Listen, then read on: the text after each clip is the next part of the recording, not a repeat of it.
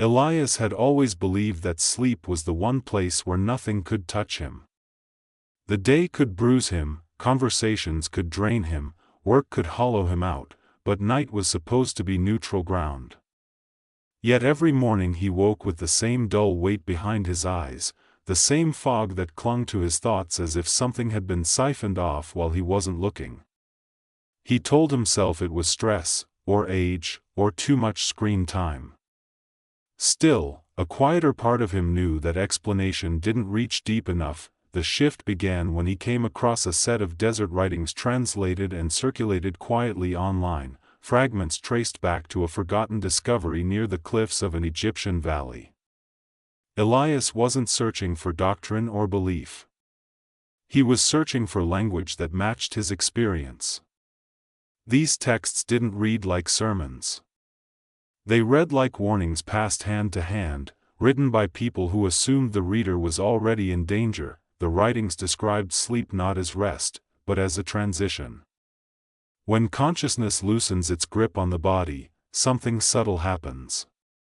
Awareness withdraws just enough to create a thinning, like fabric stretched too far. The body remains, breathing and warm, but the attentive presence that usually guards it steps aside. In that moment, the ancient authors said, the human being becomes an open vessel. Elias paused on that phrase. Open vessel. It explained the exhaustion better than any medical article ever had. According to the texts, this openness wasn't a flaw. It was part of how the body renewed itself. Energy circulated, systems reset, impressions from the day dissolved. The problem wasn't the opening itself. The problem was that something else knew exactly when it happened. The writing spoke of unseen rulers, not in the political sense, but as forces that exerted influence without being seen. They existed just outside ordinary perception and fed on specific human states. Fear, confusion, anxiety, self-doubt. These weren't abstract emotions to them. They were sustenance. And sleep, when defenses were lowered, was the harvest. What unsettled Elias most wasn't the description of these entities, but how practical the tone was. There was no drama, no mythic flourish. Just observation. The authors didn't describe monsters with horns or fire. They described a system. These rulers couldn't override a fully present human will. They couldn't enter when awareness was anchored. They waited for the gap. The texts attributed this knowledge to an inner circle of early teachers who had been instructed quietly, away from crowds. Not because the information was symbolic or mystical, but because it was destabilizing. A person who understood their own vulnerability during sleep would stop outsourcing their safety. They would stop assuming they were powerless for a third of their life. Elias recognized himself in that description. He had always assumed that sleep was a passive state, something that happened to him. The idea that posture, attention, and intention could change what occurred at night felt both obvious and unsettling. Obvious, because his body already reacted differently depending on how he fell asleep. Unsettling, because it implied responsibility. One passage explained that during waking hours, attention itself acted as a gatekeeper. Where awareness rested, integrity followed. During sleep, that gatekeeper stepped away, but the body still retained patterns of openness and closure. Certain areas of the human field thinned more than others. The ancient writers called these connection point seals. When awareness withdrew, some seals opened naturally. That opening allowed for renewal, but it also created access. Elias thought of how often he woke from dreams he couldn't quite remember, carrying emotions that didn't belong to any event in his life. Irritation without cause. Sadness without story. The text suggested that impressions could be planted during these open moments, subtle enough that the waking mind would claim them as its own. What disturbed him most was the implication that this knowledge had once been common, then deliberately buried. The writings hinted that institutions preferred people to believe they were helpless during sleep, that protection required intermediaries, rituals they couldn't perform themselves. A person who could guard their own nights would be harder to manage through fear. Elias closed his laptop and sat in the quiet of his room. Nothing supernatural happened. No chill ran down his spine. What he felt instead was recognition. A low, steady sense that something long ignored had finally been named. Sleep was not neutral. It was a threshold. And thresholds, by their nature, attracted attention. If the body became an open vessel each night, then the question wasn't whether something might pass through. The question was whether he would continue to leave it unattended. Once Elias understood that sleep was a threshold, the next question became unavoidable: what made some nights worse than others? The writings didn't leave him guessing for long. They spoke with unusual specificity about the physical body, about how its orientation in space either protected or exposed those natural seals during sleep. This wasn't philosophy. It was closer to instruction. The most dangerous posture, according to the texts, was also the most common. Lying flat on the back, face and chest turned upward toward open space. The ancient authors called it the position of the dead. At first, Elias dismissed the phrase as dramatic. But the explanation that followed stripped the drama away and replaced it with something colder and more precise. When the body lies on its back, the entire front surface becomes receptive. The chest opens fully. The area behind the sternum, associated in the texts with the heart seal, is exposed. The solar center, just below the ribs, relaxes and opens outward. The throat, stretched and unguarded, becomes another point of access. These three, the writings explained, were the primary gateways targeted during sleep because they governed emotion, vitality, and expression. The back of the body, by contrast, was described as protective. It projected outward, shielding rather than receiving. When pressed against a mattress, that protective function was effectively disabled. Elias pictured it instantly. Receptive side facing open space. Protective side pinned down. It was the energetic equivalent of turning off an alarm system and opening every door at once. That he didn't need the texts to convince him completely. His own experience filled in the rest. The nights when he woke frozen, heart racing, unable to move while a heavy presence seemed to press down on his chest, those nights almost always began with him on his back. He had always accepted the clinical explanation. A misfiring between brain and muscle. A harmless glitch. The writings offered a different interpretation, not as superstition, but as pattern recognition. They described the paralysis state as a partial return of consciousness while the body remained in the vulnerable configuration. Awareness woke up inside an exposed vessel. Sensation returned before movement. The pressure on the chest, the sense of being watched, the fear without an obvious source, these were not hallucinations to the authors. They were signs of intrusion meeting resistance. Elias noticed how carefully the texts avoided sensational language. They didn't say every instance of paralysis meant something had attached. They said the posture made access easier. It created opportunity. And opportunity was all these forces required. What unsettled him most was how normalized the position had become. Modern life encouraged it.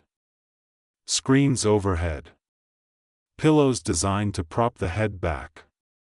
A culture trained to sleep staring upward, disconnected from the body. The writing suggested that habits weren't accidental. Over time, postures that weakened boundaries were encouraged, while protective ones were forgotten or labeled uncomfortable. The alternative posture described in the texts was almost the inverse. The position of the guardian.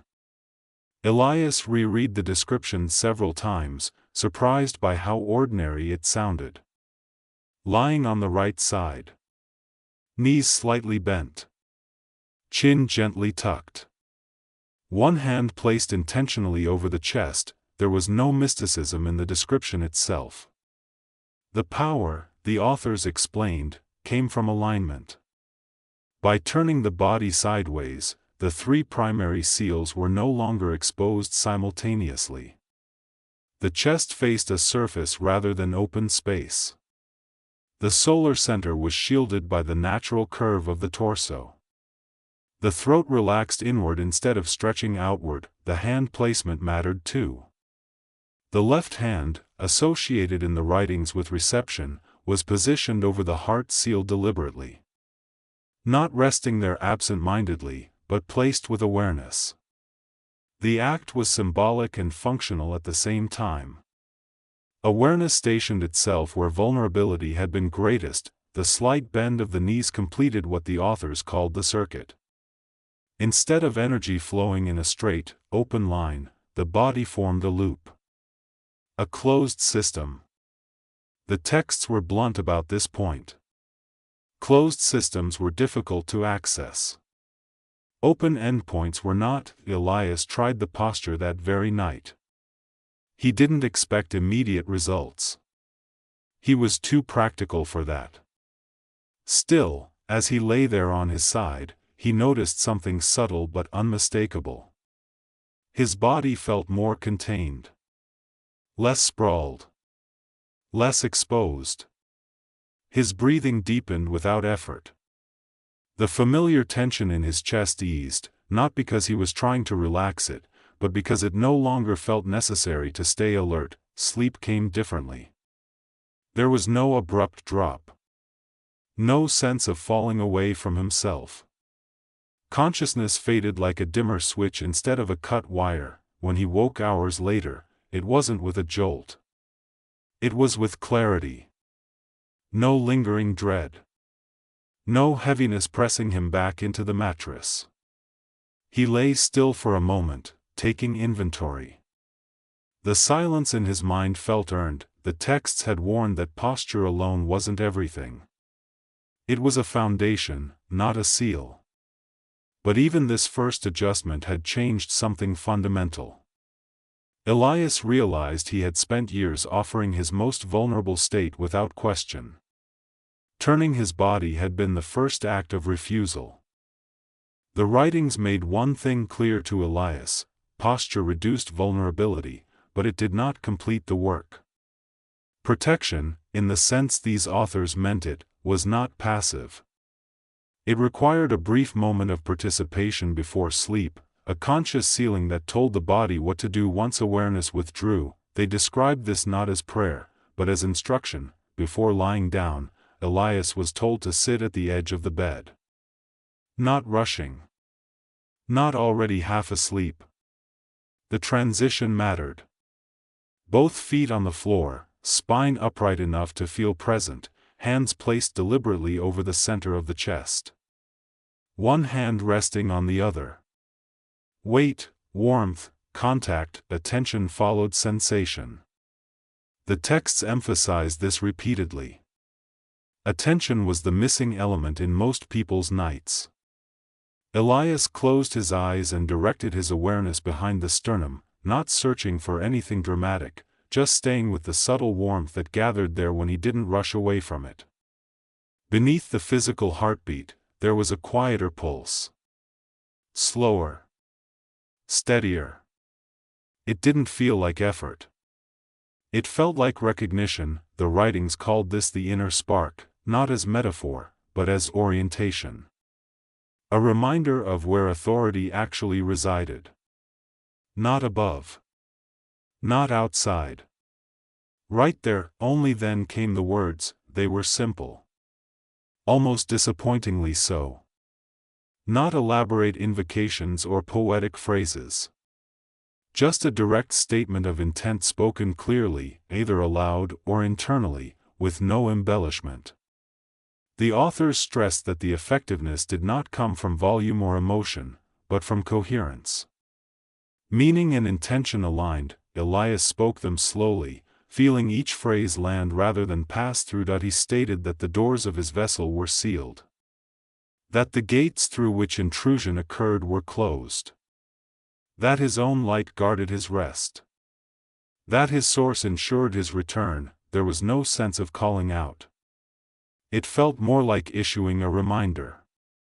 As if the body had been waiting to be told it was allowed to remain intact. The texts explained why this mattered.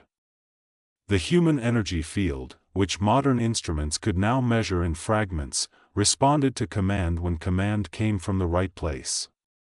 Not ego. Not fear. Coherent presence. The words themselves were not magical. They were carriers. Sound and meaning shaped vibration. Vibration shaped the field. The field followed instruction. After speaking, Elias visualized, as instructed, a soft golden light expanding outward from the chest. Not blasting or pushing. Just unfolding. It spread slowly, naturally, until it surrounded his entire body in a seamless sphere. No cracks. No thin spots. Not rigid like armor, but complete like a membrane. He held the image for several breaths, until it felt less like imagination and more like atmosphere. Then he let the image go, keeping only the sensation of enclosure. Only then did he lie down in the guardian position. Right side. Knees gently bent. Left hand returning to the heart. Chin slightly tucked. Nothing forced. Nothing strained. Sleep came without resistance. Over the next few nights, the changes accumulated. Not dramatically. Consistently. Elias began waking without the familiar residue of exhaustion. The transition from sleep to waking felt clean, as if nothing had clung to him overnight. His thoughts in the morning were quieter. More his own. The texts had warned him to watch the dreams. That was the second sign. At first, he dreamed less, or at least remembered less chaos. When dreams did come, they were coherent. Symbolic, but not oppressive. He no longer woke with emotions that didn't belong to any image or memory. By the third night, something else shifted. The sense of being watched, which he had never fully admitted even to himself, faded. Not replaced by safety, but by neutrality. The night stopped feeling occupied. The writings were careful here. They did not promise that nothing would ever approach again. They promised resistance. Boundaries. Discernment. Elias understood the difference. Life, after all, did not become risk-free once you learned how to lock a door. It became navigable. What stayed with him most was the realization that none of this required permission. No institution. No intermediary. No belief system beyond direct experience. The body already knew how to do this. It simply hadn't been reminded. Sleep was still a threshold. But now it was guarded, and in that guarding, Elias found something unexpected. Not control, but rest. The kind that comes from knowing that even in absence, something essential remains intact. Before we close, take a moment to breathe and notice how this story may have mirrored parts of your own experience. The reason narratives like this persist across centuries isn't because they are sensational, but because they speak to something quietly universal. Everyone sleeps. Everyone crosses that threshold night after night. Very few are ever taught that they have a say in how they cross it. If this perspective shifted the way you think about your nights, let it settle before you dismiss it. You don't need to adopt every idea or accept every explanation to test what resonates. Simple changes, practiced consistently, reveal their truth through experience, not belief. Pay attention to how you wake. Pay attention to the tone of your mornings. Those are honest indicators. If you found value here, consider supporting the channel in a way that feels natural to you. Subscribing helps ensure these longer, slower explorations continue to reach people who are searching for language, not doctrine. Liking the video helps it surface to others who may need it without knowing what they're looking for yet. Sharing it, even privately, can open a quiet door for someone else. Next time, we'll explore what happens after protection becomes habitual, and how awareness begins to operate differently even during waking hours. Until then, rest well, and remember that thresholds respond to presence.